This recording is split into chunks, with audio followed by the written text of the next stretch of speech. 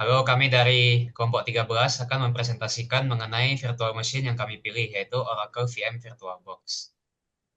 Perkenalkan, nama saya Jeffrey, bersama kedua teman saya, Adrian dan Jerry. Next. Yang pertama ada background. Mengapa kami memilih Oracle VM VirtualBox? Yang pertama karena VirtualBox gratis dan open source. VirtualBox tersedia secara gratis di bawah lisensi open source, menjadikannya pilihan yang ekonomis untuk pelajar dan organisasi. Yang kedua yaitu dukungan untuk berbagai sistem OS. VirtualBox mendukung berbagai OS host seperti Windows, Linux, macOS, dan Solaris. Dan yang ketiga, ringan dan mudah digunakan. VirtualBox dirancang agar dapat berjalan dengan baik pada perangkat keras yang lebih sederhana dibandingkan solusi lain seperti VMware atau Hyper-V. Next. Selanjutnya ada product knowledge. Oracle VM VirtualBox adalah software virtualisasi lintas platform yang memungkinkan pengguna untuk membuat dan menjalankan mesin virtual atau virtual machine di komputer fisik. Dengan VirtualBox, Anda dapat menjalankan berbagai OS secara bersamaan di satu perangkat tanpa perlu mengganti atau menginstal ulang OS utama atau host. Selanjutnya ada General Case Handling. Oracle VM VirtualBox biasanya digunakan dalam beberapa kasus seperti pengembangan software, pengujian OS, keamanan komputer, pelatihan, dan menjalankan aplikasi yang sudah lawas atau lama. Oke, untuk bagian cara penggunaannya adalah gimana cara suatu Oracle itu bekerja dengan menggunakan teknik virtualisasi. Untuk seperti yang pertama itu membuat environment komputasi terisolasi, yang kedua menjalankan OS dalam suatu wadah yang terkontrol, dan terakhir membagi resource komputer secara efisien. Oke, dan untuk sistem requirements-nya, persyaratan yang harus dimiliki ketika ingin menggunakan Oracle VM VirtualBox adalah yang pertama, prosesor Intel atau AMD dengan hardware 866-64 bit, memori dengan kapasitas minimal 2 GB, dan hard disk dengan alokasi minimal 20 GB free disk. Untuk kelebihannya, yang pertama itu adalah snapshot dan pembelian cepat, yang dimana memungkinkan pengguna menyimpan keadaan mesin virtual pada waktu tertentu. Yang kedua, ringan dan mudah digunakan.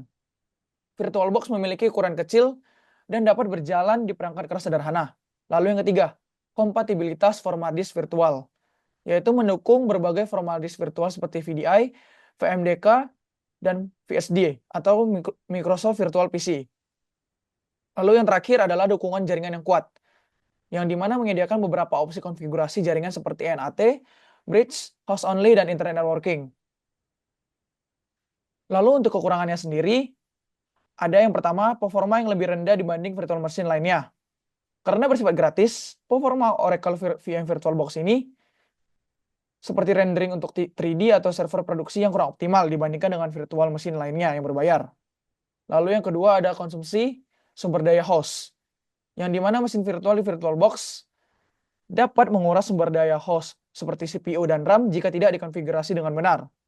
Lalu yang ketiga, stabilitas pada macOS host terbatas. Yang dimana penggunaan VirtualBox pada macOS sering menghadapi kendala stabilitas, terutama dengan update macOS terbaru. Lalu yang keempat ada antarmuka yang kurang modern, seperti tampilan antarmuka VirtualBox sederhana, tetapi terlihat kurang modern dibandingkan dengan perangkat lunak berbayar seperti VMware atau Parallels. Lalu yang terakhir, tidak terlalu cocok untuk beberapa aplikasi dengan kebutuhan grafis yang tinggi. Oke, untuk cara penggunaannya akan dijelaskan oleh teman saya, Jerry. Selanjutnya adalah cara menginstalasi Oracle VirtualBox. Pertama-tama kita membuka virtualbox.org di website, terus kita download pada bagian ini. Karena saya sudah download, jadi kita tidak usah download lagi. Lalu kita mendownload Ubuntu. Terdapat dua versi di sini, yaitu versi LTS dan versi non LTS. Untuk versi LTS atau long term support itu Ubuntu-nya mendapat dukungan yang lebih lama daripada versi non LTS, yaitu mendapat dukungan sampai 5 tahun baik dari segi pembaruan, perbaikan hingga keamanan. Jadi kita menggunakan versi LTS karena saya sudah download, kita tidak perlu mendownload lagi. Setelah kita mendownload Oracle VirtualBox, kita menambahkan virtual mesin baru yaitu dengan ini dan kita beri nama Untuk bagian folder, kita adalah tempat penyimpanan dari virtual machine tersebut. Pada ISO image, kita memasukkan data Ubuntu yang telah kita download tadi. Dan subtipe, dan versinya kita biarkan secara default saja. Untuk selanjutnya, username dan password itu adalah kredensial yang akan digunakan untuk login VM nantinya. Sehingga kita ubah saja.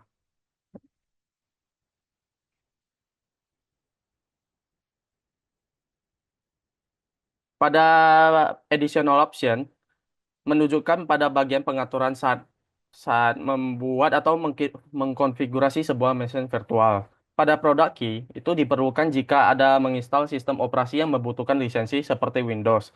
Karena kita menggunakan versi Linux, kita tidak memerlukannya. Untuk hostname adalah nama unik yang diberikan untuk mesin virtual dalam jaringan. Jadi kita otomatis telah menggunakan AOL OS. Untuk domain name adalah nama domain untuk mesin virtual yang sering digunakan dalam lingkungan jaringan terpusat atau server. Jadi kita gunakan yang default saja. Pada opsi bagian install in background, itu memungkinkan instalasi berjalan di latar belakang tanpa memengaruhi si aktivitas kita di perangkat utama sehingga kita bisa melakukan kegiatan lain sambil menunggu proses selesai. Pada bagian guest edition, adalah fitur penting untuk meningkatkan efisiensi dan integrasi dalam penggunaan VirtualBox, terutama saat kita ingin bekerja dengan guest OS secara intensif, sehingga kita nyalakan saja. Dan kita memilih Ubuntu yang telah kita download tadi. Pada bagian hardware, terdapat dua yaitu base memory dan prosesor. Base memory adalah jumlah RAM yang akan dialokasikan ke virtual machine, sehingga kita gunakan secara default saja. Dan prosesor adalah jumlah core CPU yang akan diberikan kepada virtual machine dan kita gunakan secara default juga. Pada pada opsi enable EFI ini atau Extensible Firmware Interface adalah file yang berisi data tentang bagaimana proses boot harus dilakukan. Itu biasanya digunakan seperti oleh macOS atau beberapa Linux yang menggunakan OS yang spesial sehingga kita tidak perlu menyalakan hal tersebut. Pada bagian hard disk itu adalah tempat penyimpanan untuk virtual mesinnya. Sehingga terdapat tiga opsi, yaitu membuat virtual hard disk baru, menggunakan virtual hard disk yang sudah ada, atau tidak menggunakan hard disk sama sekali.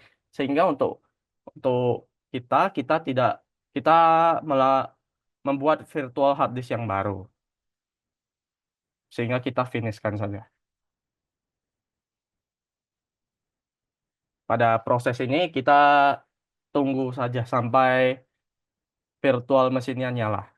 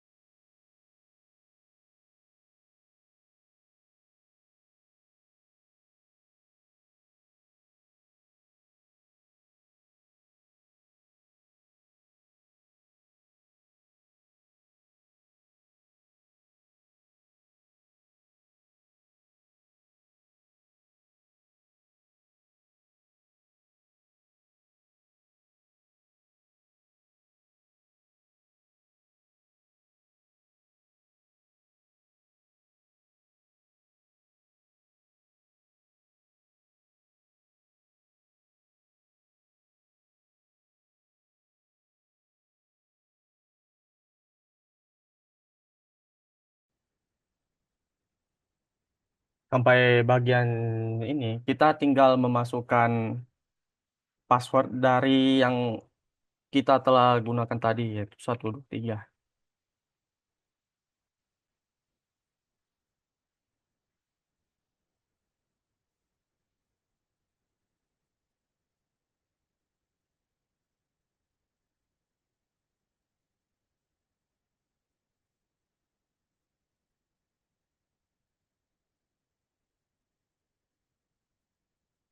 Sampai bagian di sini, kita telah selesai menginstalasi Oracle Virtual Machine sehingga kita dapat menggunakan virtual machine ini layaknya komputer pada umumnya. Sekian dan terima kasih.